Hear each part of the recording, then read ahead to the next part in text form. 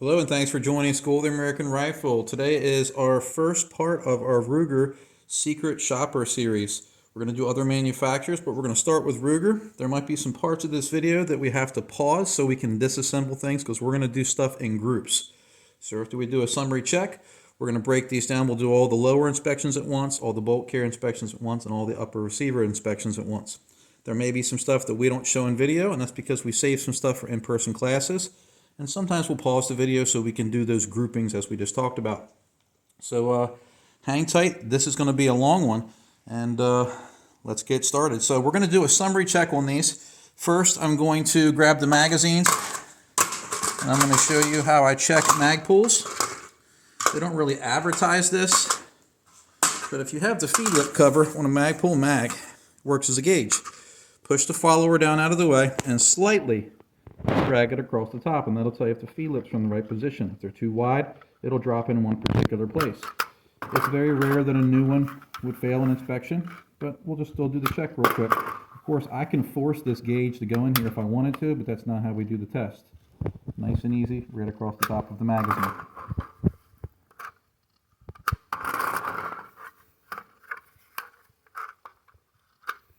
Each one of these came with one mag, so we're checking 7 mags. We have 7 total guns.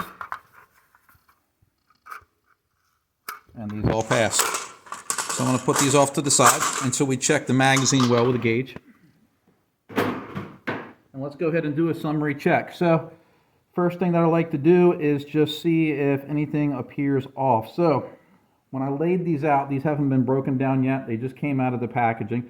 I want to see if we see any deep gouges or scratches on them. I want to see if anything's out of place just from a visual summary check. So gun number 7, and we have them all tagged with tape. We don't have the bolt carriers tagged yet because we haven't pulled them out, but we'll tag those as we bring them out. So the first thing that I see on all of these is there is no staking on the castle nut. Is that important? Yes. Without getting too technical, there is an engagement that needs to happen between these various parts that are assembled. They refer to them as thread classes. And if these thread classes meet mil-spec dimensions, staking is required. The only exception to that rule is going to be if you have a better thread engagement and you use something like a milled or a billet end plate. It gives it more consistent contact with the receiver end plate. This one, no staking. We're going to go down the row to show. No staking. No staking. Some companies like Knight's Armament get away without staking because of that high thread class, good engagement of threads, and they use a machined end plate that creates 100% contact with the castle nut when it's tightened down. No staking. We can see a scratch here on it from the tool.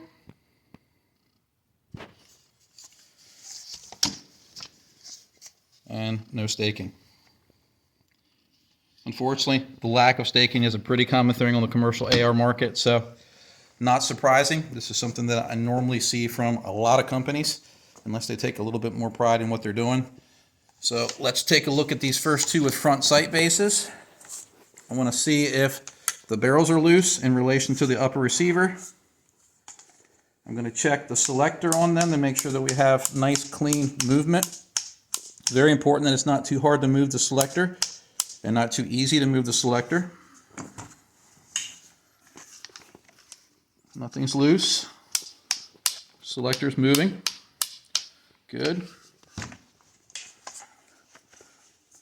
Basically, I'm feeling if the barrel's loose. Not bad so far.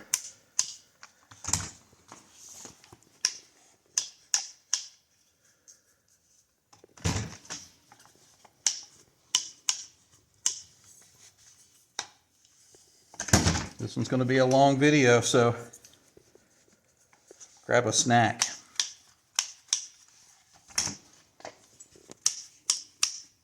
We got some marks here on this one as well. These marks are easily touched up with some aluminum black. The whole point of this series is to get a wide sampling so you can get a general idea what to expect if you went into your local gun store and you considered buying one of these. In the end of this video, we're going to take the things that I would consider substandard, and again, my opinion, and we're going to change what we should do to these if I was going to keep them as my own. We're not going to show what I'm going to change in this first video. We're just going to assess them. We'll do a second follow-up video showing what I would put into them to bring them up to spec, if you will. All right, so let's go ahead and pull the pistol grips off. We're going to see if the receiver extensions or buffer tubes are aligned to the lower. We're also going to pull the upper receivers off. So we're going to pause the video real quick. I'm going to pull the chamber flags out because we can't pull the uppers off with the flags in the way. Bolt carries into the lower, and we'll be right back. All right, everyone, we're back. I pulled the chamber flags out. I was going to pull the uppers off the lowers, but I noticed there was a lot of difficulty trying to push. I could not move the front and rear takedown pins, and I got a little bit of experience doing this, and I can't unseat these things. So I'm going to have to use a punch to knock them out. This is one of those things where sometimes the lower receiver is cut a little off. The detents might be a little off. This is a plastic punch. If there's too much tension here, or there's too much friction, you should not have to use a tool to take your front and rear pivot pins out, especially if these were going to be used for a duty or a defensive gun. You need to be able to open this thing up so you can fix whatever might go wrong with it.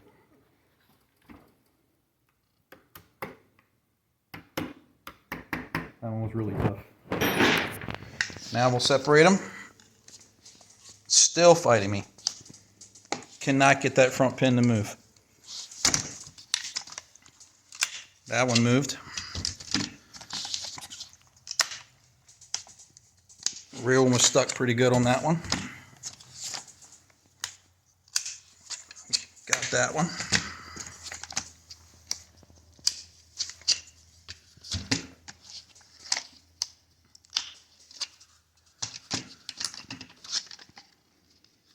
And again, we have these labeled so we know what goes with what. Look, 7 goes with 7, 6 will go with 6. So if they get flipped around, no big deal. Let's go back to this one. Grab my punch. Very gritty.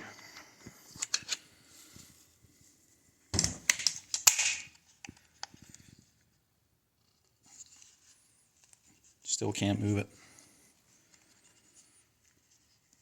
Sometimes the springs that are used are too long. Sometimes the detents are substandard and they dig into the groove that's cut into the pivot or the takedown pin, but a little bit too stiff. So I'm going to grab some gauges in a second, but let's go down and check these mag catches. Basically what I do is I push them in different positions to see if they stick going in or if they stick coming back home. Nothing on that one. Nothing on that one, and they are positioned properly. Means that this one's sitting a little high. So that should be spun out one more turn. Not a big deal to a person who knows these guns, but there's one right there. Sticking when it's coming back.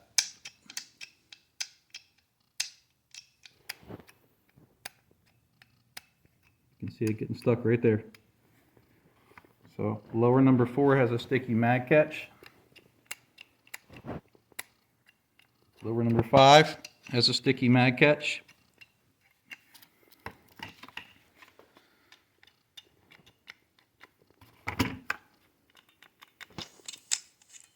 So 2 of them are sticky. You'll notice that I'm pushing them in different positions. That's how you want to push them because everybody has different size fingers and hands, so they might hit the button in a different place. So number 3 has a high button. 4 and 5 has a sticky button. So we're going to log this real quick. We're going to come right back. We're keeping a sheet of the things that we're finding way over here. We'll be right back. All right, everyone, we're back. This is what I was showing you or talking about. Basically logging the problems. Stiff pivot pin, high mag catch shaft, sticky mag catch. We're just documenting it all. At the end of the video, we'll put in the description guns 1 through 4 and the stuff that we found. All right, so mag catch appears to be okay. We're going to fix a couple of them. We're going to do a quick check I'm going to do a fire control group check, and I'm also going to check the weight of these and make sure that they have enough lift to them. Believe it or not, that's a problem with some manufacturers. This doesn't come up to the right position. These all appear to have standard buffers. So let me grab our Magwell gauge. We're going to start on the right side here, and I'm going to go down and gauge all the Magwells. That one passes. This one passes. Passes.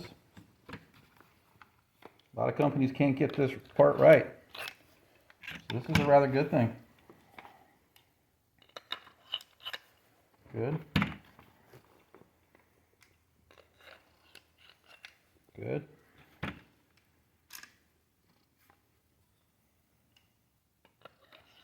Good. All these Magwells are on point. All right, one thing I want to point out, on all of these, they have a notched hammer. That's something that Colt started doing in the 70s. And what they would do is use these in conjunction with what I refer to as an unshrouded carrier. I'll grab a hammer so you can see it real quick. But this is remnants of a very old design. I'm not sure why companies are still doing it. But basically, if you had a bolt carrier where this was cut away underneath of the firing pin, the notch and the hammer would grab that if you took parts out of the lower. I'm going to grab one real quick.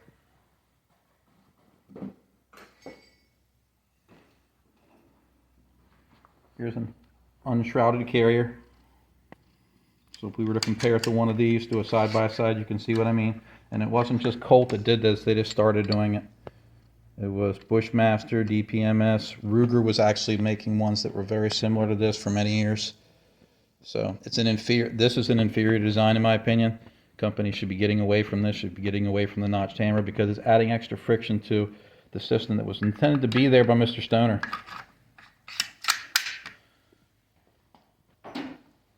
So all notched hammers in here.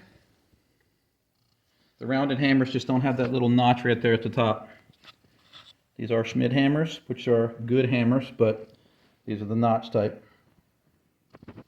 All right, so I'm going to pull the stocks off of these and the pistol grips off of these. And then we're going to check the alignment for the receiver extension or buffer tube in comparison to the lower. We're also going to do a fire control group test. So before we take this apart and pause the video, I want to do a quick fire control group test.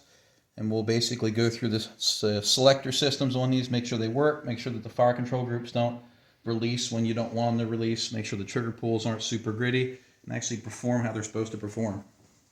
So let me grab these hammer dry fire blocks. They go into the front right here. And we can dry fire. Unlike some people on the internet that say that it's fine to do this without the dry fire block in place, I disagree. Your hammer, depending on the design, can hit your bolt catch or it can hit your lower and cause damage. So we're going to put it on safe, test the safety, fire, slow release, medium release, fast release. I'll do one more slow release. We're good. And again, I got to break out the hammer to move that pin.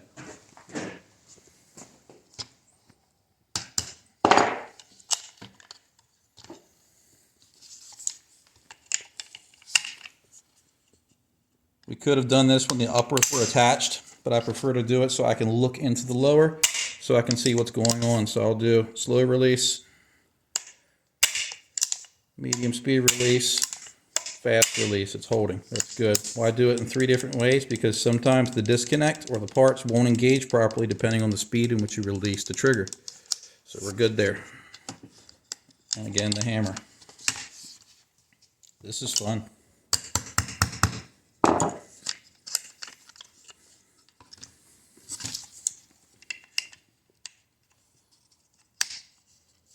Come on. Safety holds.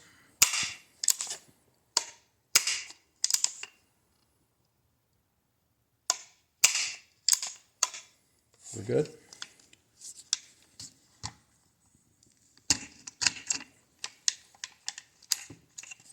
These things are tight. They will loosen up with some time, but it's not what I like to see on a gun. I'll let you guys decide. Safety holds.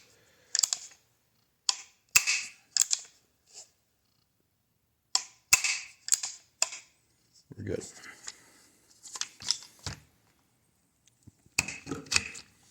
Really tight.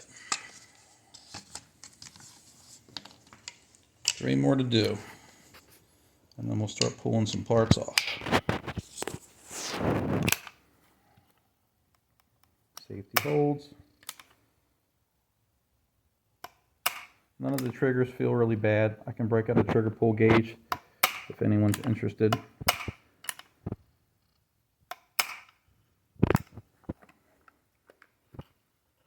And knowing what the trigger weights are.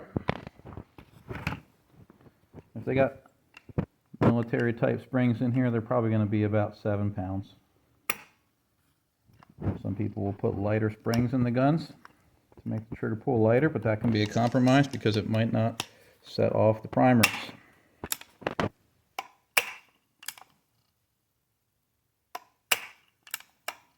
We're good.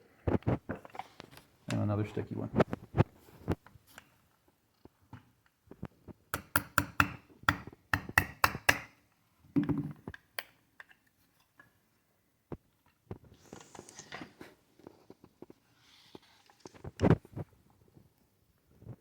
I need to complain to my boss about these difficult work conditions. My hands are getting tired already.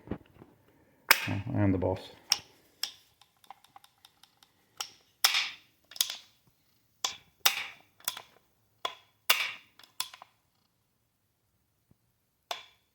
Good. Fight this one out.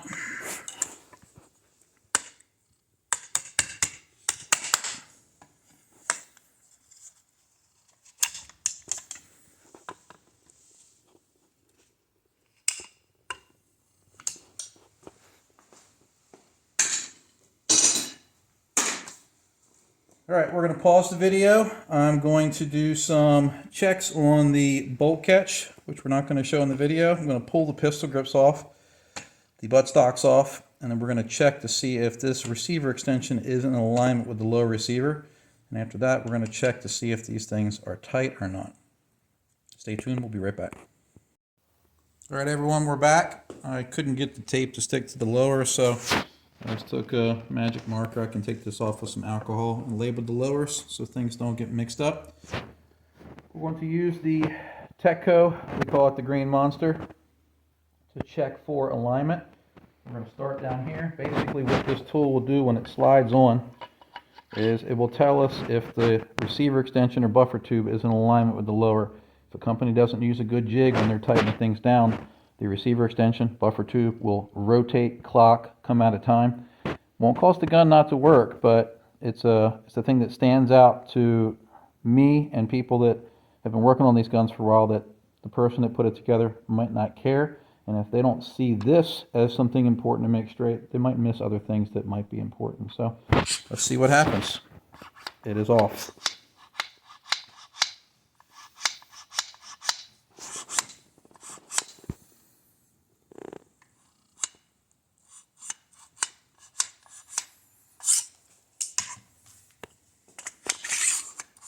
Off. Much more.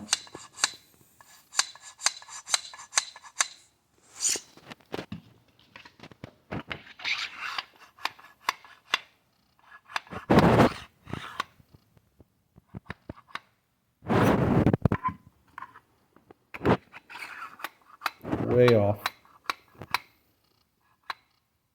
When this stuff happens, it normally is an indication that the buffer tube itself might have damage from the receiver end plate, because it'll push its way out of the groove that's cut into the receiver extension.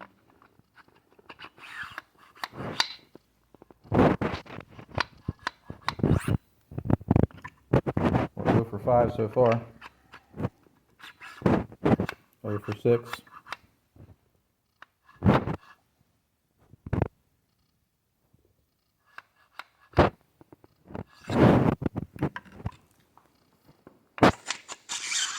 Go for 7.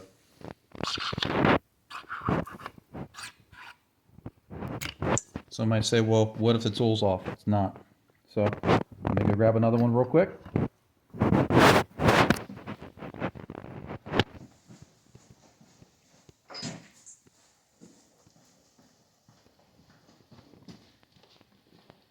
Here's another one. Off the same. It's not the tool.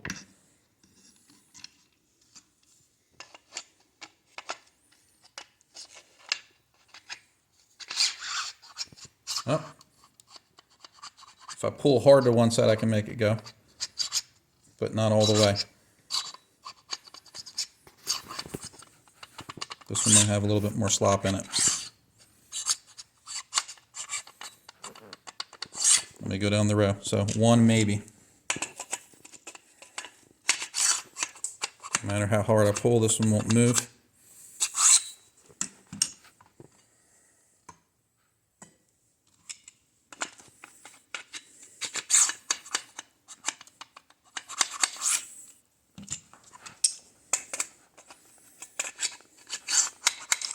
Way off.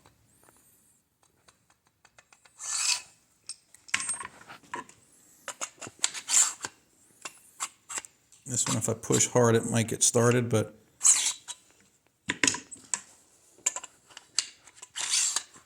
still way off.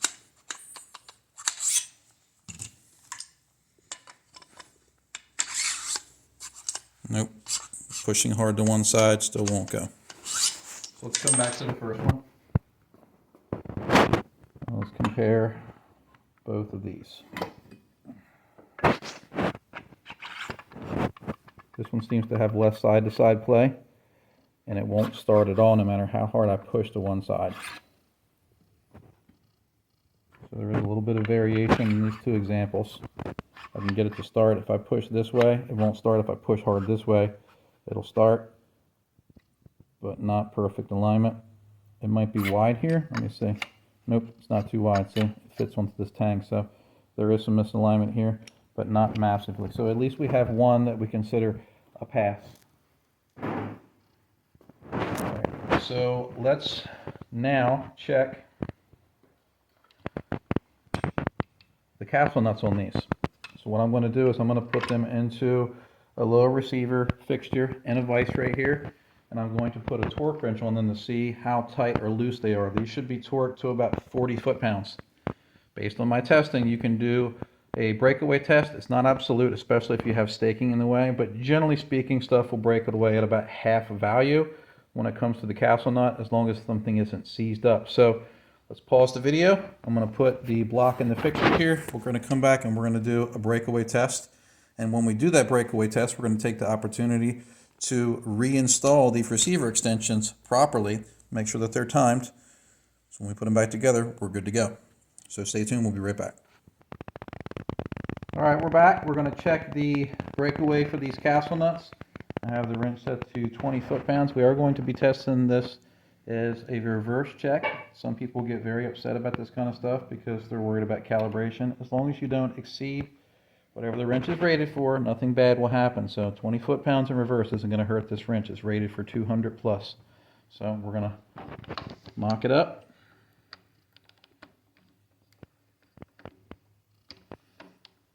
Some people will say, well, you need to run this at 90 degrees.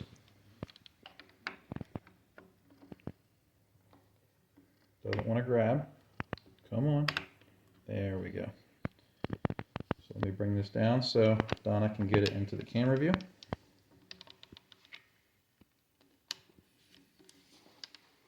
Okay, we're ready. That came loose with like 5 foot-pounds. Loose.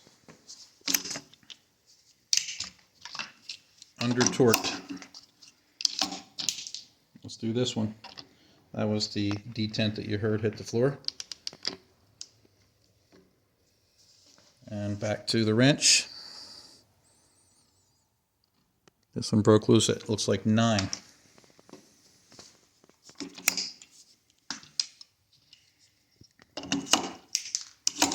Another safety detent. We'll police all those up.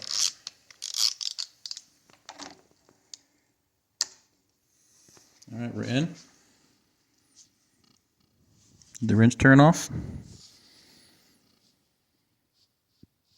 That one was pretty low. That was like 4 foot-pounds.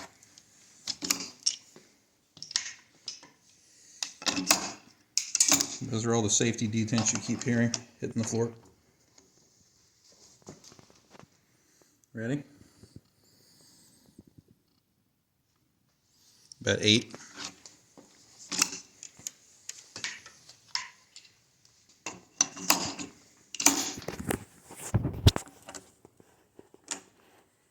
All right, we're in. About 7.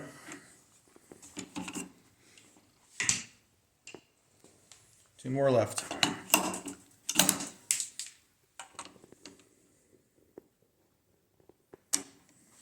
Okay, we're in. Less than 5.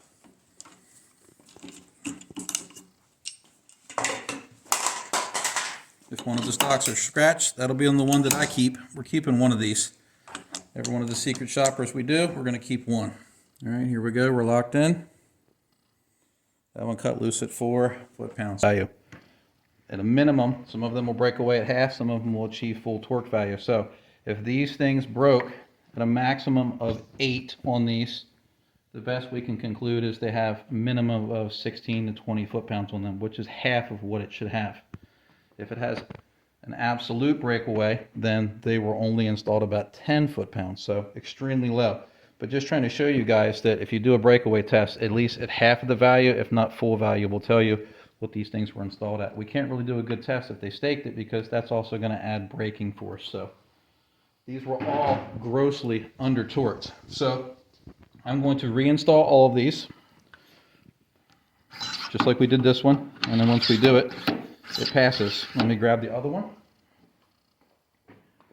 just to make sure when it passes on one, it passes on another, and it does. I'm going to do all these, check our bolt catches, and we'll be right back.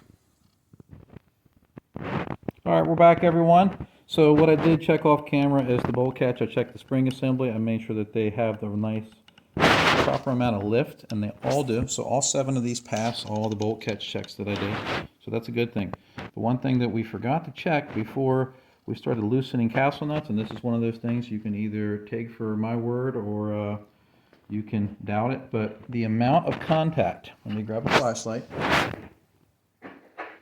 I'm about to take the buffer assembly out, but the amount of contact that the receiver extension or buffer tube has over the buffer detent is very important. And on the bench here, this one was one of the problems. I fixed it. This one here, and number 1 all have the problem. So let me show you. Not enough contact on the buffer retainer. And with use, the buffer retainer can go shooting out. So much so that people will not install the buffer retainer because they don't install it right. So it needs to be turned in one more turn on gun number 1. Gun number 5. Look how little it's making contact.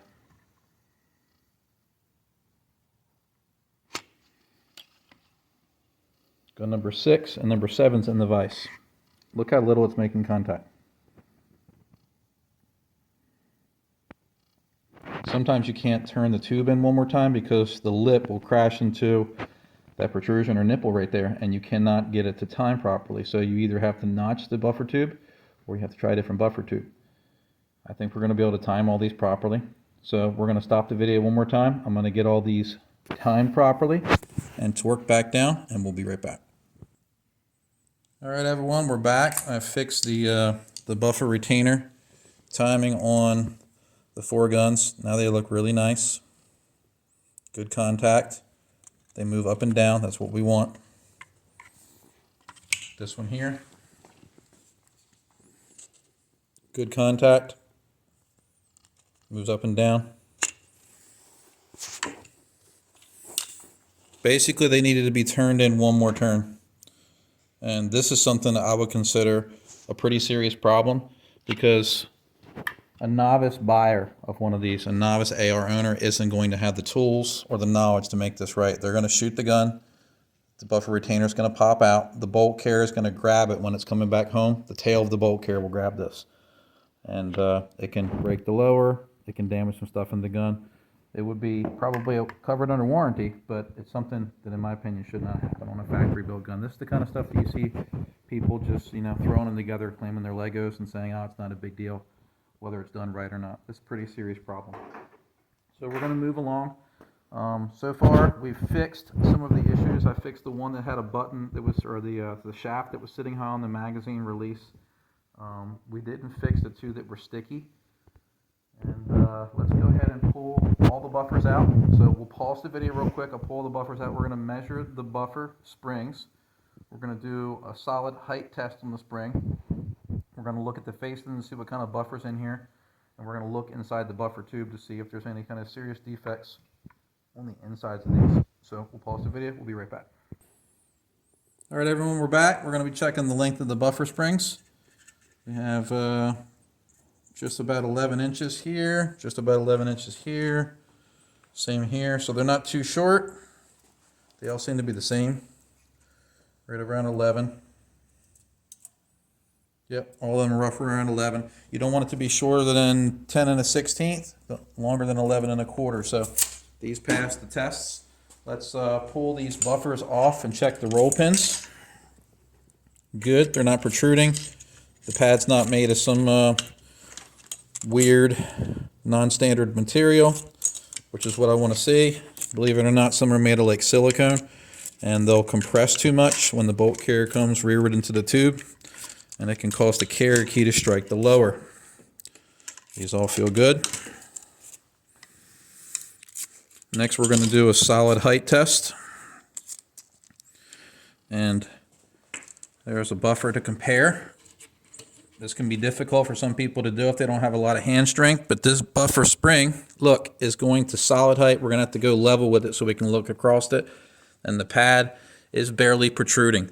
That means when this gun fires, the spring is going to solid height. That'll reduce the service life of the spring, and the bolt carrier speed won't be as it's supposed to.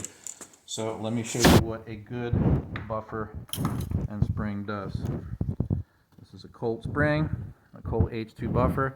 As you see, the spring, when it's at solid height, there's still a good bit of buffer sticking out. This rubber pad is supposed to make contact on the inside of the buffer tube when the gun cycles to the rear, and it can't do that with these springs.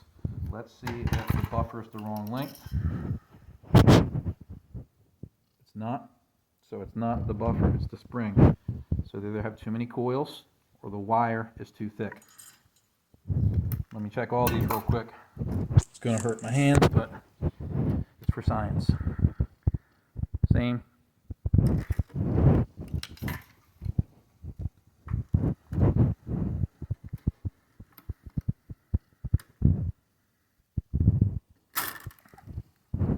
That one almost got me. Same. That one's a little better, but still nowhere near. You want at least half of the distance of that buffer pad sticking out.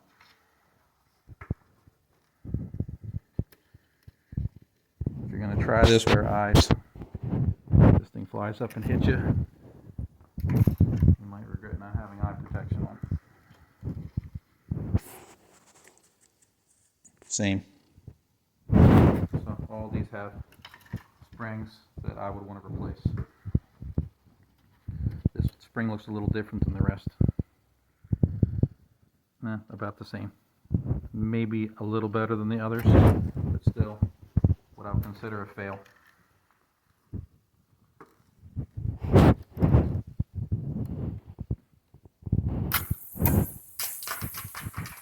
we go. Lost one.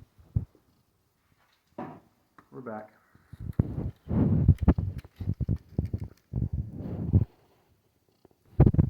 Better. So the first two, they have slightly better springs, but again, the spring is still pretty much going to solid height. So all those are going to be fails. Let's look inside the receiver extensions and see if they're rough. This is going to be hard to see. They're a little oily. Doesn't look bad though. I'll call that a pass.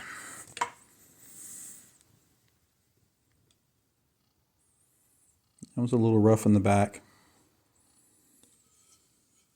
That one's a pass.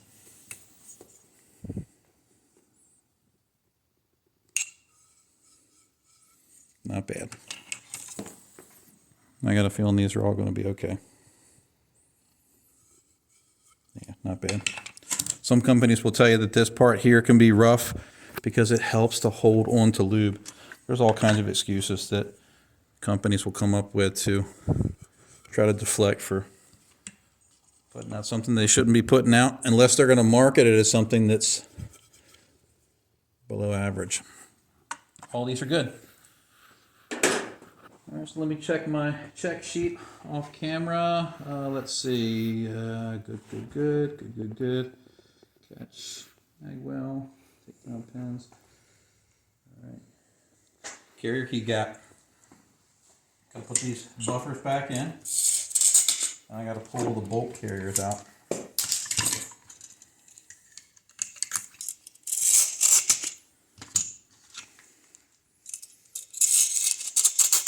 I'll put the stocks back on. These still need to be staked, but like I said, I'm not gonna fix everything on camera. 5, yep. We're putting the right parts on the right guns. It really shouldn't matter if we switch stuff up, but I just want to keep everything together.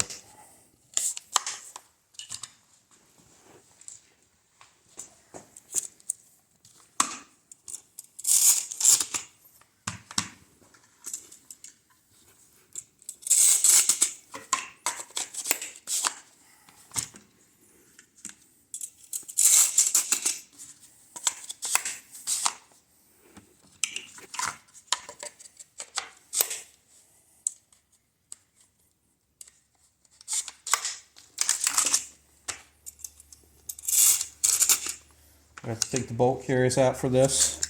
So what I'm going to do is just try to keep these close together for now until we can put some tags on them.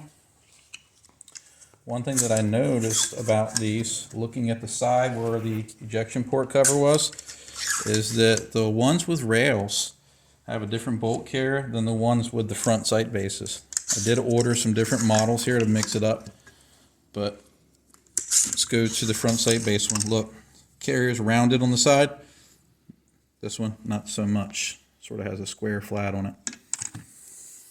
So they're using different sources for bolt carriers.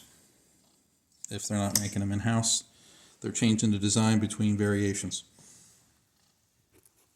Not a problem, just wanted to point it out. So here's what we're going to do. We're going to push the carrier key buffer assembly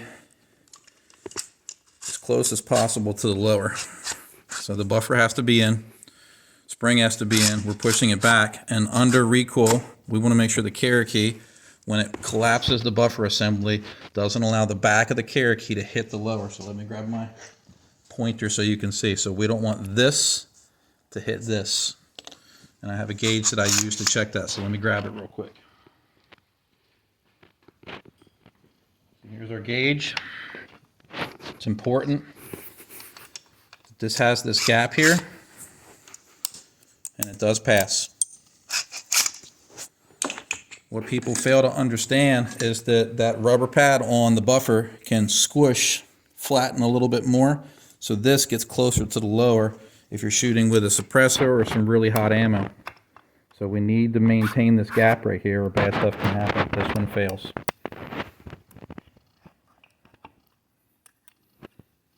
So this one would require either a different receiver extension that's not as deep or some spacers in the back of the tube. So I'm going to put the carrier up like that to indicate that one had a problem.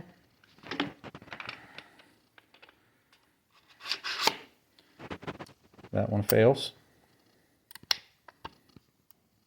It's close. And this is something some people will disagree about. That's fine. But I've seen a lot of guns where the carry key hits. Once it starts hitting, those screws don't stay in there very long. They back out or they break. This one fails. And some of these actually turn the buffer tube in more, so it should have made this better. 3 of them.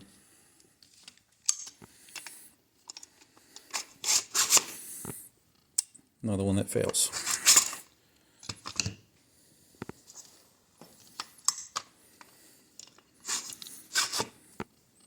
Pass.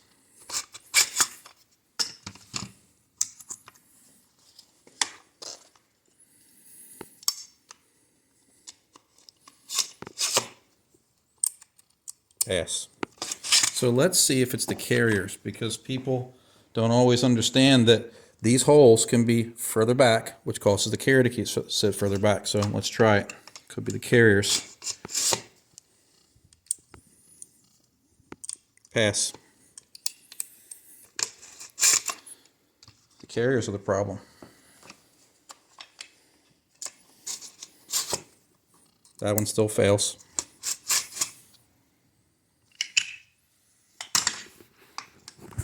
Left a mark on that gun, I think.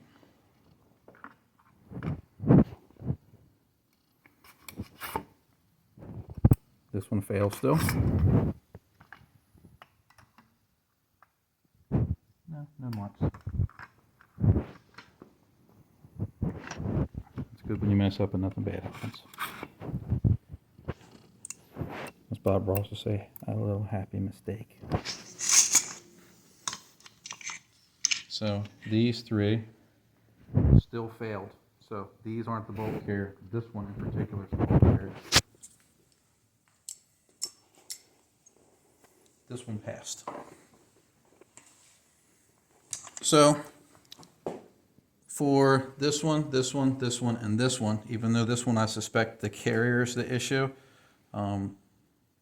they should have spacers put in here. It can drive up the cost to replace the receiver extension, and this isn't something that most manufacturers are going to agree with, me saying it's a problem. So in this case, I would say a quarter, put it in there. Some people don't like that, but it's a fix. 1/4 will fix all these.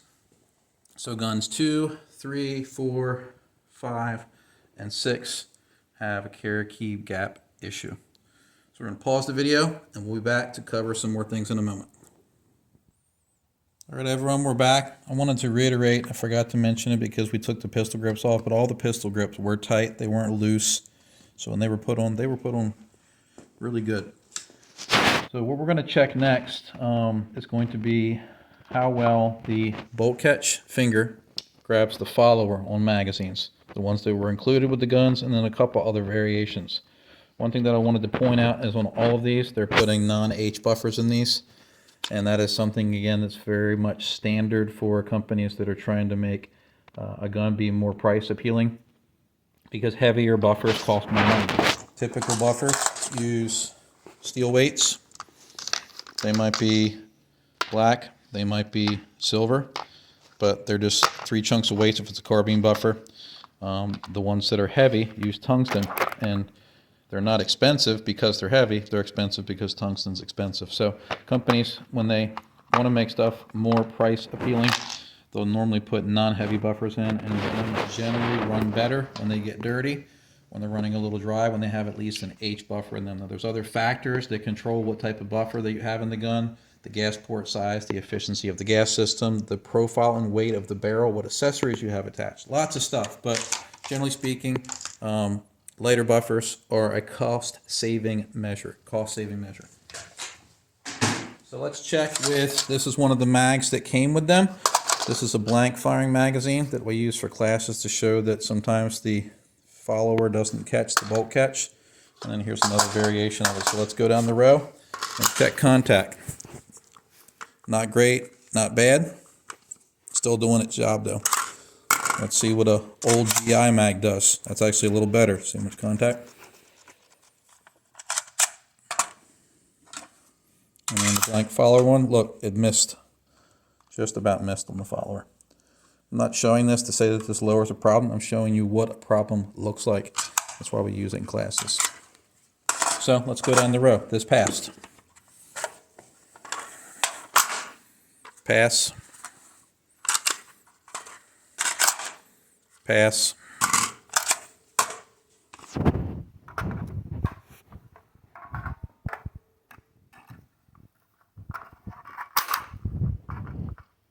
Barely getting it, but it's there. People don't realize that sometimes they start chasing gassing issues and buffer issues when it's the bolt catch assembly that isn't grabbing stuff properly. So this is something you should do with every AR you own, with all the mags that you have. Check and see if the followers are actually making good contact with the bolt open, the bolt catch assembly.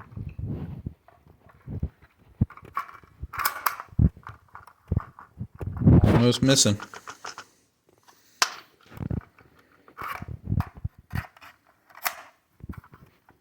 Better.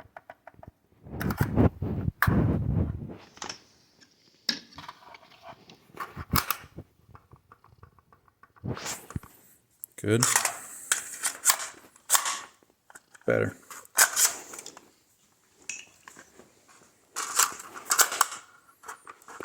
Okay. Better. What can happen here, ladies and gentlemen, is this groove that this is sitting in can be cut too far back sometimes when the lower is made, and sometimes they broach the magwell a little forward, and this is why we have some issues with certain bolt catches. Let me try it with the blank fire magazine. Look, it missed it. Right past it. And again, not saying that the lower is a problem here. We use this magazine on purpose to demonstrate what a fail would look like. That one missed too, see? So you're not going to get bolt hold open on this when you fire the last shot in the magazine, because the follower sits further forward, and it has to do with how the mag's made, the profile of the follower, the tab, several variables here. So I'll put this up, and let's see, this. Let's do a couple gauging. Let's check the selector bore. We don't want the red side to go in any of them that says the bore is too large. We don't need to check the go because the safeties fit. And when it comes to go gauging for the front and rear takedown pins, the selector, your pins and your selector are your go gauge. If they fit, you're good. Let's check these. We're good, obviously. Like I said, we don't need to check for go, but we're going to check for oversize on all these.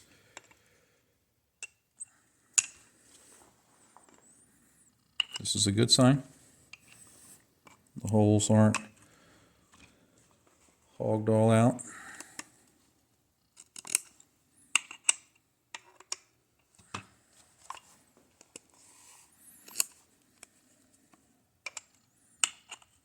Good. And down to our last one. Tight. Good.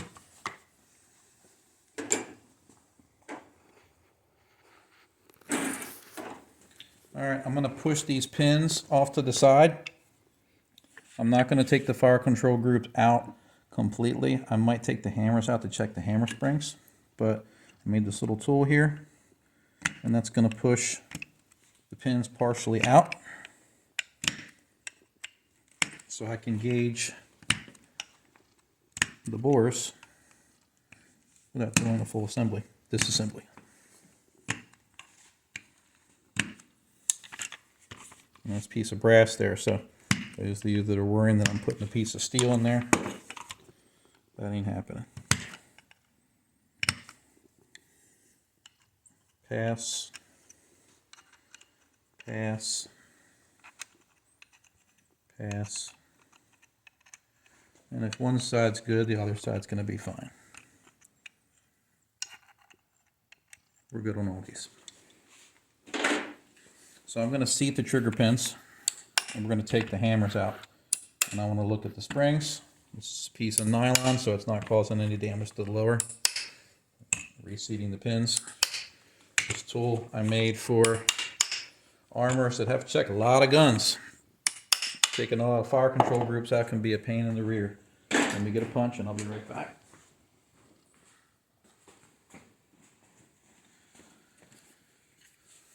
I'm not going to take them all out because they're probably using the same hammer springs. and they do have a bend to them like I suspected. So we'll take them all out and look. A good spring starts its life like this. If it's just starting its life like this, it's going to get like this and a much lower round count. So we're going to take them all out. Why do companies do this? They do this to make the trigger pull lighter. It's got a bend.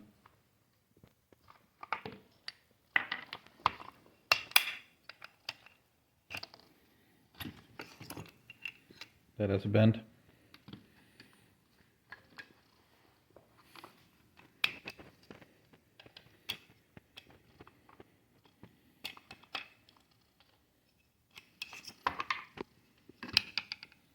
Bend.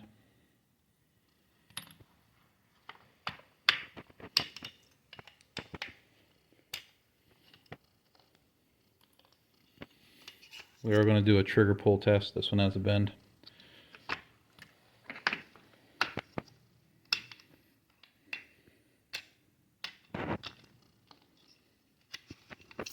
There's a bend.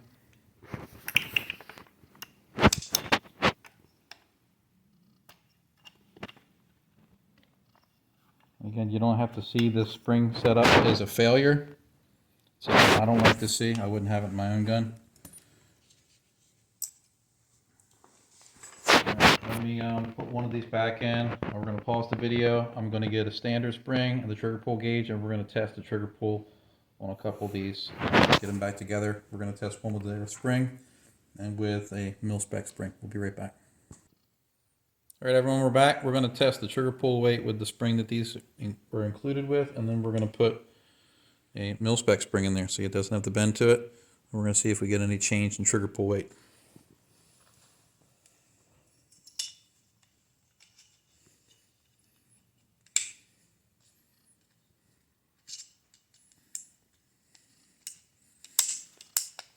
All right, over here.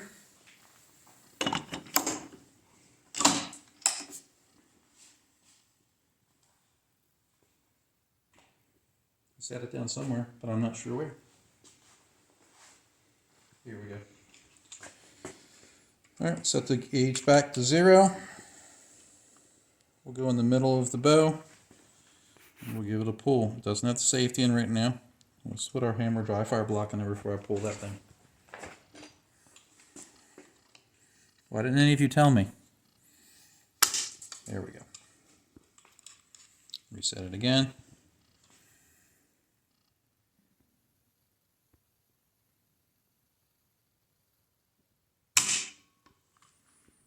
Seven and a half.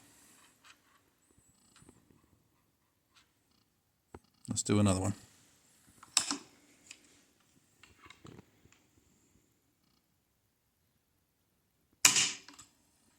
Seven and a half.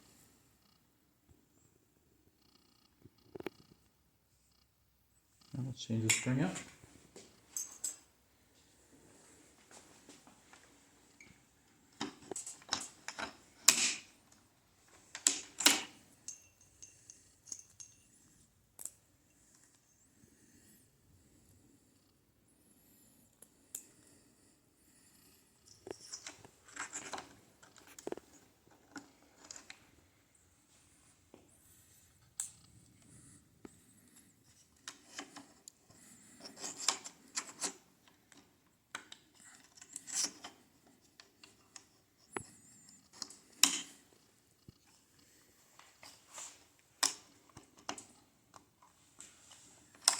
Okay, we're back together.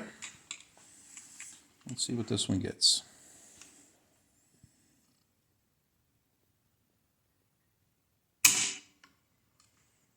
8.5.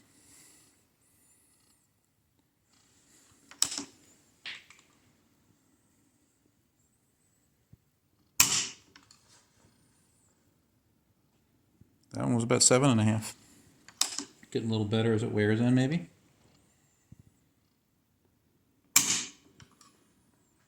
Close to 8.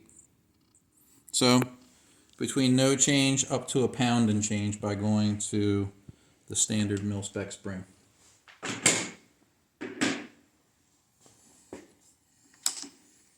So if this was mine, these be getting new springs. I like the Springco chrome silicone hammer springs. They last longer, but you can use any mil-spec spring as long as it's straight, and I would see that as a better option. We're going to pause the video, swap the spring back out, and then do another quick summary of the lowers before we put them back together and call the lowers complete and out of the way. We'll be right back. Okay, everyone, we're back. Got the lowers put back together. Again, wanted to reiterate, there was nothing going on with the pistol grips. They do put a lock washer on here, which is great. I did not show when we initially took them apart, but I normally look at the side walls of the lower to see if there's any big disparity between the thickness of one side of the receiver wall to the other, and they all seem pretty even. We're going to check with this gauge right here. This shouldn't go in here, and it shouldn't go in here, and it doesn't. So we're just going to go down the row and check all these. Receiver walls don't look too bad. Passes.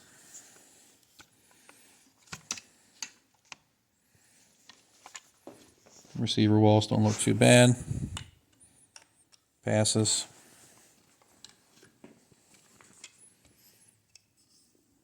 Not bad. This is good.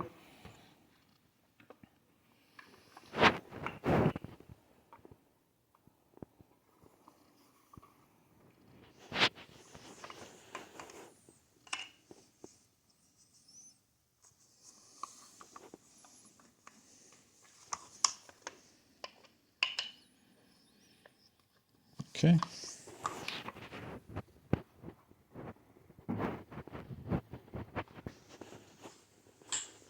So this is going to be it with the lower receivers. We're going to break this up into basically 3 parts. There's a little bit of intermingling between different components, but we're going to do part 1 is going to be the lowers, which is what we're doing here.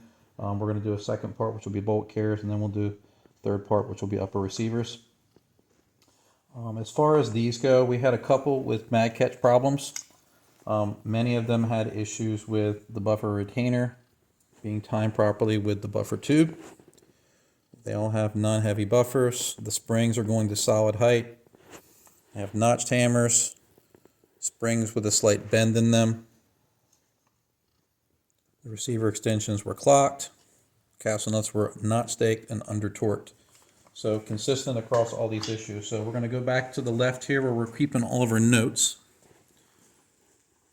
Our lights are motion activated. So we're not going to show this on this video. There will be a follow-up after the 3 parts of this series showing what we do finally to them. But that lower is going to get at least an H or an H2 buffer. They're going to get either a Colt standard buffer spring or a Springco white, which is equal to the standard spring. They're going to get a non-notched hammer installed and either a standard hammer spring or a Springco chrome silicone hammer spring. We'll need to put some quarters in some of the receiver extensions or buffer tubes, and we'll need to replace a couple mag catches. Besides that, lower receivers are all done. We're going to stop the video now, end this one. As always, I hope you found this video educational. Thanks for watching, and stay tuned for part 2.